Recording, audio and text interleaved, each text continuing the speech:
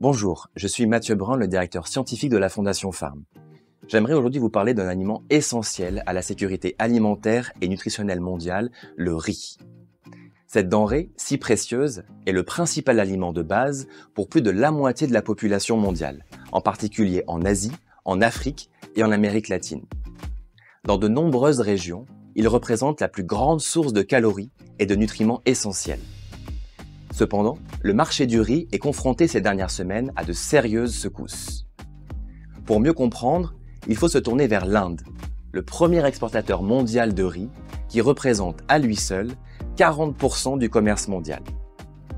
Fin juillet, New Delhi a interdit l'exportation de riz blanc non basmati, notamment les brisures de riz, afin de limiter l'inflation sur le marché intérieur. La raison principale de cette décision est climatique. En 2023, la mousson, qui apporte jusqu'à 80% des précipitations annuelles de l'Inde, a été bien inférieure à la normale. L'impact d'El Niño, un phénomène climatique récurrent d'augmentation des températures, a également aggravé la situation. Cette interdiction, toujours active, a aujourd'hui de fortes répercussions au niveau mondial. Le prix du riz est à son plus haut niveau depuis 15 ans. Rien qu'au mois d'août, il a bondi de près de 10%. Pour les pays du Sud, très dépendants de ces brisures de riz venues d'Inde, comme le Sénégal, le Nigeria, la Côte d'Ivoire, mais également le Pakistan et les Philippines, l'impact économique et social est très important. Alors, cette situation va-t-elle durer? La FAO pointe un motif d'espoir. Les réserves de riz dans le monde n'ont jamais été aussi abondantes. Une hausse de 1,4% est aussi attendue à la clôture des campagnes de commercialisation par rapport à l'an passé. Autre conséquence à prévoir, la montée en puissance de la Thaïlande et du Vietnam, actuellement deuxième et troisième exportateurs mondiaux.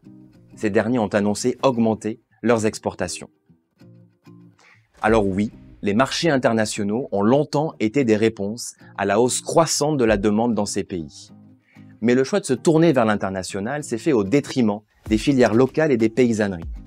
Face à la concurrence, elles n'ont pu se développer. Aujourd'hui, de nombreux sont les pays à vouloir limiter leur dépendance à ces marchés et à privilégier leur souveraineté alimentaire. Cela passera par la construction de filières durables et donc l'implication d'un ensemble très large d'acteurs, pouvoirs publics, producteurs, recherche et toutes les entreprises du secteur privé, de la production de semences à la transformation ou la distribution du riz. Ce qui se passe aujourd'hui en Inde sur le riz ou sur le blé en mer Noire nous rappelle que la sécurité alimentaire demeure fragile pour tous les pays de la planète.